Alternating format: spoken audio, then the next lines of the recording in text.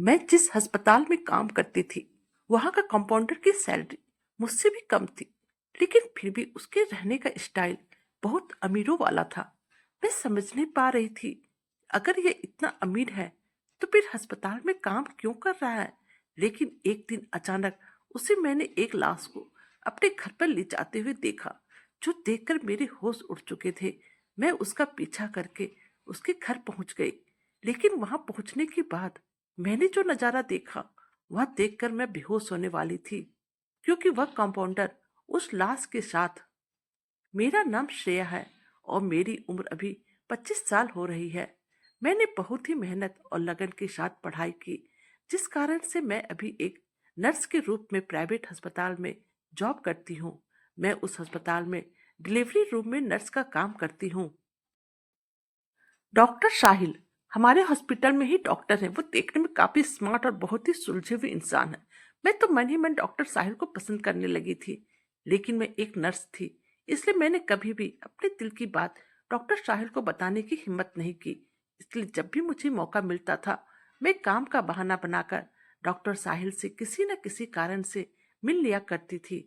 एक दिन काम खत्म करते करते काफी लेट हो गया और रात के 10 बजने वाले थे, क्योंकि आज अस्पताल में बहुत ही ज्यादा भीड़ थी और अब मैं जल्द से जल्द अपने फ्लैट पर पहुंच जाना चाहती थी।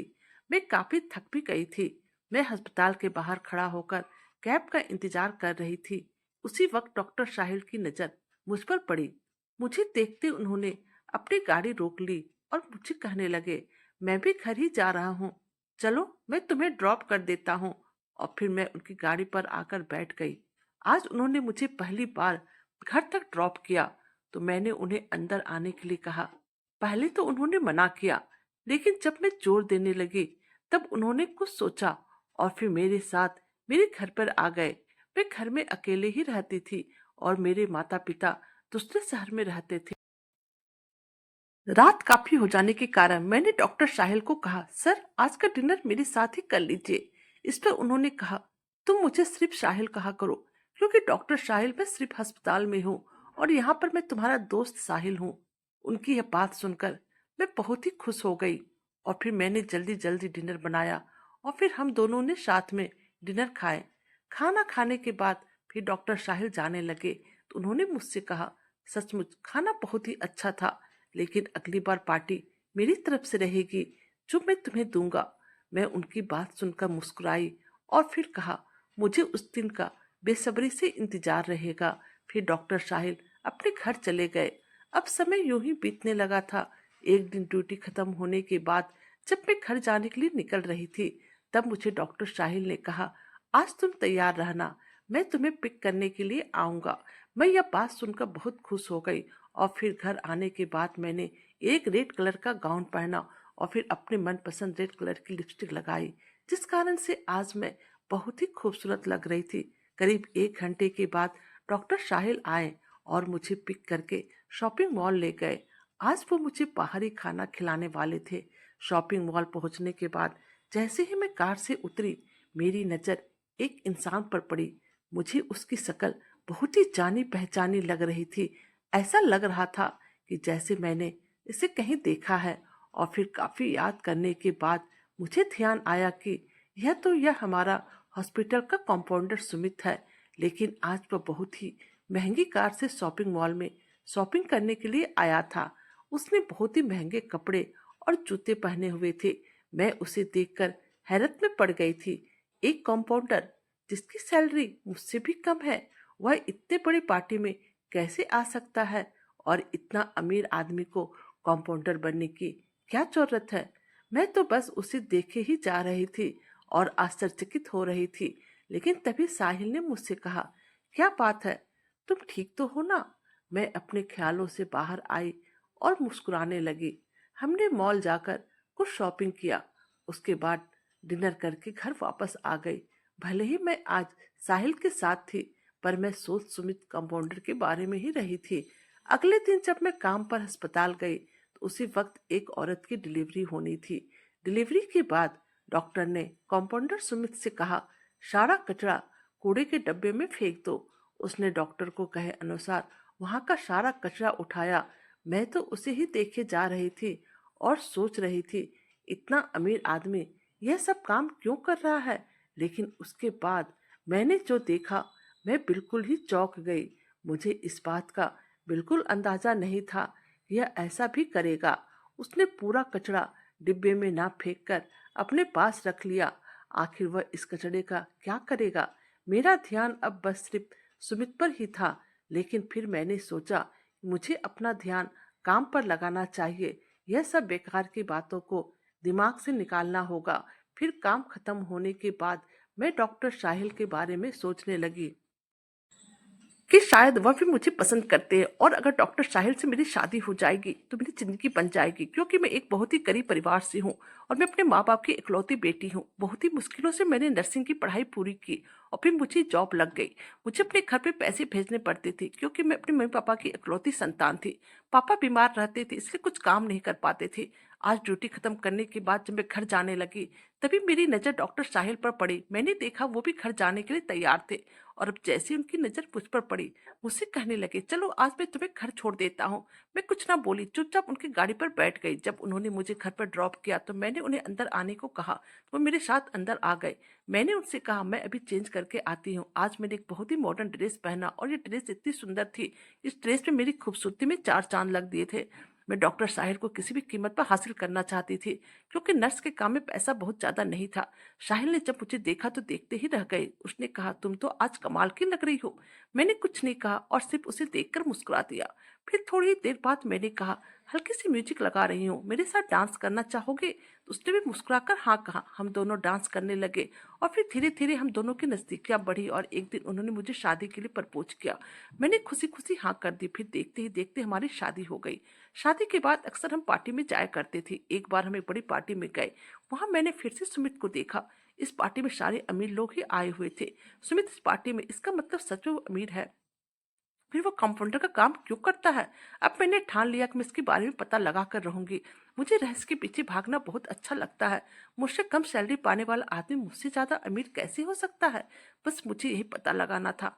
पार्टी खत्म होने के बाद जब हम लोग जाने लगे तो सुमित बाहर निकला, अपनी महंगी कार में बैठकर चला गया। अब मैं सुमित के साथ ड्यूटी करने लगी। मैंने देखा, डिलीवरी रूम में जब भी कोई औरत का बच्चा होता, सारा कूड़ा डॉक्टर उसे ही फेंकने को कहते थे, पर वो कूड़ा अपने पास रख लेता था। वो इस कचरे का क्या करता है, कहीं इसी से वह तो पैसे नहीं कमाता। पर कैसे, अगर वह मुझे पता चल जाए तो मैं भी करोड़ों कमा सकती हूँ। मैंने सोच लिया कि मैं आज इसका पीछा करूंगी और देखूंगी ये करता क्या है। मैंने इसका घर तक पीछा किया, लेकिन मुझे कुछ भी ऐसा वैसा नजर नहीं आया जिससे कि मेरे सवालों का जवाब मिल सके। एक दिन जब मैं काम पर जा रही थी तो मैंने देखा सुमित किसी के साथ बात कर रहा था। वह हॉस्पिटल का ही स्टाफ है। मैंने उसका पता लगाया तो पता चला वह सुमित का छोटा भाई अमित है, और उसकी ड्यूटी मुर्दा घर में है। जिन सबों को लेने कोई नहीं आता, उसका भाई इसका क्रियाक्रम की व्यवस्था करता था।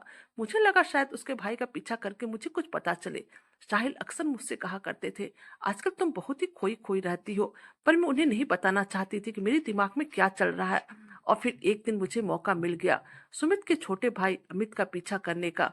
उस दिन वह कुछ लाश को लेकर जा रहा था। मुझे लगा शायद अंतिम संस्कार करने जा रहा है, लेकिन वह शहर से बाहर निकलकर गांव की तरफ जाने लगा। शहर में थोड़ा बाहर निकलते छोटा सा कस्बा था, वह वहां चला गया। वहां सुनसान इलाके में उसका घर था। वह लाश को लेकर उस घर पर गया। मुझे लगा मेरा यहाँ रहना ठीक नहीं है, तो मैं वहां से निकल गई। पर मैंने सोच लिया कि बाद में आकर इस जगह को अच्छे से चेक करूंगी। जिस दिन मेरी छुट्टी रहेगी, करीब 2-3 दिन के बाद मैं फिर से उसी घर में आई, परंतु आज वहां पर कोई भी नहीं था। बाहर के गेट में लॉक नहीं था, तो मैं अंदर घुस गई। मैंने देखा घर के अंदर ताला है, तो मैं आसपास का इलाका घूमकर देखने लगी। जब मैं घर के पीछे की ओर गई तो मेरी आंखें फटी की फटी रह गई। मैं जल्दी से दौड़ती वहां से निकली, अपने घर चली आई। मेरी सांसें बहुत तेज चल रही थी। आखिर चक्कर क्या है। मैंने सोच लिया था मैं इस बात को दिल से और दिमाग से निकाल दूंगी। मुझे फर्क नहीं पड़ता कि वह अमीर है या गरीब, मुझे अपने पति पर ध्यान देना चाहिए। पर मुझे नहीं पता था कि मेरे पति भी मुझे दुख देने वाले हैं। एक दिन मेरे पति घर पर आए, खुशी खुशी मुझे गले से लगा लिया। मैंने सोचा ना जाने क्या खुशखबरी देने वाले हैं। मैंने कहा, बताइए ना क्या बात है। उसने कहा, हम लोग सिंगापुर जाने वाले हैं। मैं भी खुश हो गई कि मेरे पति ने सिंगापुर का ट्रिप प्लान किया है। मैंने कहा, हम घूमने जा रहे हैं। उन्होंने कहा, घूमने नहीं, हम हमेशा के लिए सिंगापुर जा रहे हैं। यह सुनते मैं चौंक उठी। मैंने कहा, हमेशा के लिए मतलब। उन्होंने कहा, मुझे सिंगापुर में काम मिल गया है। हमारे देश में कई ज्यादा पैसे हैं, वहां पर और तुम्हें भी वहां जाकर नर्सिंग का काम मिल जाएगा, तो तुम घबराओ मत। मैंने कहा, मैं अपने देश को छोड़कर ऐसे नहीं जाना चाहती। उन्होंने कहा, वहां एक बार जाओगी तो दोबारा कभी देश वापस आने का मन नहीं करेगा, क्योंकि वो बहुत ही खूबसूरत शहर है। मेरे पति दो भाई है, उनके माँ पापा का ध्यान रखने के लिए एक भाई तो उनके माता पिता के पास है, पर मेरे माँ पापा तो यहाँ पर मेरे ही भरोसे हैं। अगर मैं यहाँ से चली गई तो बार बार यहाँ और नहीं आ पाऊंगी। अभी हर महीने में उनके पास जाकर मिल आया करती हूँ, पर सिंगापुर तो 2 से 3 साल में एक बार ही आऊंगी। आजकल मेरे पिताजी बीमार रहने लगे थे। अगर उन्हें बताया कि मैं हमेशा उन्हें छोड़कर सिंगापुर जा रही हूँ तो वह जीते जी मर जाएंगे। मैंने अपने पति को कहा, अरे हमें ज्यादा पैसे नहीं चाहिए, पर मैं इस देश को छोड़कर नहीं जाना चाहती हूँ। मेरे पति ने कहा, यह मेरा सपना है कि मैं बाहर देश में जाकर बाकी की जिंदगी को जीऊं। अगर तुम मेरे साथ नहीं चल सकती तो मुझे तुम्हें तलाक देना पड़ेगा। यह सुनकर तो मेरे सर पर आसमान टूट पड़ा, मेरे पैरों तले जमीन निकल गई। मैं उस दिन बहुत रोई। मुझे लगा था मेरे पति मुझसे प्यार करते, लेकिन यह तो सिंगापुर ले जाने के लिए मुझे तलाक तक देने को तैयार है। यह बात अपने माता पिता को बताने की हिम्मत तक नहीं हुई मुझ में। मेरे पापा दिल के मरीज है। अगले दिन जब मैं काम पर गई तो मेरा काम में मन नहीं लग रहा था। किसी तरह से काम निपटा कर मैं एक जगह पर बैठ गई। मेरे आंखों में आंसू आ गए। अचानक सुमित वहां पर आ गया। उसने मुझे रोता हुआ देखा तो मेरे पास आकर बैठ गया। उसने बड़े प्यार से पूछा, मैडम क्या हुआ, किसी ने कुछ बोल दिया क्या? मैंने कहा, नहीं, मेरी जिंदगी बहुत ही नर्क बन चुकी है। उसने कहा, अभी तो आपकी शादी डॉक्टर साहिल से हुई है। मैंने आपको कई बार उनके साथ पार्टी में देखा, फिर कभी आपसे बात करने का मौका नहीं मिला। आखिर ऐसा क्या हो गया कि आप रो रही हैं? अगर आप बताना चाहो ना तो जाने क्यों। सुमित की बातों ने मेरे दिल पर असर किया और मैंने उसे सारी बातें बता दी। मुझे सहारा देने के लिए सुमित ने मेरे कंधे पर हाथ रखा और मैंने अपने आप पर काबू बिल्कुल खो दिया। मैं सुमित को पकड़कर रोने लगी। मैं बचपन से गरीबी देखी थी, इसलिए मेरा एक सपना था, मेरी शादी जब भी हो किसी अमीर लड़के से ही हो। और मैं समीर से शादी करके बहुत खुश थी। समीर डॉक्टर था, उससे शादी करके मेरा स्टेटस बहुत ही ऊंचा हो गया था। लेकिन अब फिर मैं गरीब का जीवन जीने के लिए मजबूर हो जाऊंगी, क्योंकि मैंने मन ही मन फैसला कर लिया था, मैं इस देश को छोड़कर कभी नहीं जाऊंगी। आज रात मैंने साहिल को कह दिया, मैं इस देश को छोड़कर कभी नहीं जाऊंगी, क्योंकि यहाँ पर मेरा सभी कुछ है। अगर आपको मेरे साथ रहना है तो इसी देश में रहना होगा, और अगर आप सिंगापुर जाना चाहते हैं और मुझे तलाक देना चाहते तो दे सकते हैं। मेरे पति को तो मानो मेरी बातों पर यकीन ही नहीं हो रहा था। मैंने कहा, देखो, मैं अपने माँ पापा को छोड़कर नहीं जा सकती हूँ, क्योंकि मैं अपने माँ पापा की इकलौती संतान हूँ। मेरे माँ पापा का मेरे अलावा इस दुनिया में कोई नहीं है। अगर मैं उन्हें कहूंगी कि मेरे साथ विदेश चलो तो कभी तैयार नहीं होंगे, और मैं उन लोगों के बिना नहीं रह सकती हूँ, क्योंकि उन्हें मेरी जरूरत है। मैं माँ पापा को दुख देकर अपनी खुशियों में चार चांद नहीं लगा सकती हूँ। उम्मीद करती हूँ कि आप मुझे समझेंगे। मेरी बात सुनकर शायद कुछ नहीं बोला, और फिर 2 महीने में हमारा तलाक हो गया और वो मुझे छोड़कर चले गए। मैं काफी उदास रहने लगी। मुझे किसी भी चीज में मन नहीं लग रहा था। समझ में नहीं आ रहा तब क्या करूं। एक दिन मैं यूं उदास बैठी हुई थी, तभी सुमित ने मुझे देखा तो वो मेरे पास आ गया और फिर इधर उधर की बातें करके मुझे हंसाने की कोशिश करने लगा। धीरे धीरे मुझे सुमित अच्छा लगने लगा था। वो जब भी मेरे आसपास रहता मुझे उसको देखकर एक अलग ही फीलिंग आती थी। कभी कभी मुझे अपने साथ पार्टी में भी लेकर जाता था। धीरे धीरे मैं सुमित की तरफ झुकती चली गई। अब उसके लिए वो फीलिंग महसूस होने लगी थी, जो मैंने कभी भी साहिल के लिए नहीं की थी। साहिल ने शादी की तो सिर्फ अपना स्टेटस ऊंचा करने के लिए किया था। मैं नर्स हूं और मेरे पास पैसों की कमी थी, इसलिए मैंने केवल पैसों के लिए साहिल के साथ शादी की थी। लेकिन अब सच में पूछे तो सुमित से प्यार हो रहा था, परंतु सुमित का अमीर बनने का रहस्य आज भी मेरे सामने एक रहस्य ही था। एक दिन सुमित ने मुझसे कहा, तुमने कभी दूसरी शादी के बारे में नहीं सोचा? मैंने कहा, मैं दूसरी शादी करने को तैयार हूँ। पर उसने कहा, पर क्या? मैंने कहा, अगर तुम जैसा कोई मिले तभी मैं दूसरी शादी करूंगी। अब मैं किसी डॉक्टर के साथ शादी नहीं करना चाहती, क्योंकि मैं इस देश को छोड़कर कभी नहीं जाऊंगी। मेरी बात सुमित मुस्कुराने लगा और फिर उसने मुझे शादी के लिए प्रपोज किया। मैंने कहा, ये कैसे हो सकता? तुम मुझसे प्यार थोड़ा ना करते हो। फिर वह बोला, किसने कहा कि मैं तुमसे प्यार नहीं करता? मैंने कहा, तो क्या तुम मुझसे प्यार करते हो? उसने कहा, बहुत प्यार करता हूँ, बहुत पहले से करता हूँ। अब मैं मन ही मन सोचने लगी, लगता है सुमित के अमीर बनने का रहस्य जानने के लिए मुझे उसकी बीवी बनना ही पड़ेगा। और फिर सोचकर मैं मन ही मन हंसने लगी। फिर हम दोनों की शादी हो गई। शादी के बाद वो मुझे अपने गांव वाले घर पर लेकर आ गया, जहाँ मैं पहले भी चोरी छुपे आ चुकी थी। लेकिन उस दिन घूमते हुए मुझे एक ऐसी चीज नजर आई थी, उसे देखकर मैं वहां से भाग निकली थी। असल में उस दिन उसके घर के पीछे वाले हिस्से में मुझे एक बाघ नजर आया था, और उस दिन एक के बाद एक राज मेरे सामने खुलते चले गए। सुमित के पास एक बाघ और बाघिन का जोड़ा था, और जब उसके बच्चे होते थे वह उसे अधिक पैसे में बेच देते थे। कभी कभी चिड़ियाघर वालों को तो कभी कभी विदेश में बेच देते थे। विदेश से जब बहुत सारे अमीर आदमी घूमने के लिए इधर आते तो वो लोग बाघ के साथ फोटो खिंचवाने के लिए उसके पास आते थे, और जिस कारण उसे अच्छा खासा पैसा मिल जाता था। वह कूड़ा लवारिस लाश को लेकर यहाँ पे इसलिए आते थे ताकि वह खराब न हो, ऐसे किसी जीव का पेट भर सके। इसी तरीके से आज उसके पास सब कुछ था, और यही वजह था कि वह और उसका भाई अस्पताल में नौकरी पैसे खोने के बावजूद भी नहीं छोड़ा था। मुझे यकीन हो गया था कि सुमित कभी भी देश छोड़कर विदेश नहीं जाएंगे, क्योंकि यहाँ तो उसने अपना बिजनेस चला रखा था और जो काफी अच्छा चल रहा था। ये सब चीज देखकर मैं बहुत ही खुश हुई। मुझे सुमित भी मिल गया और आज सारे रहस्य भी मेरे सामने आ गया था।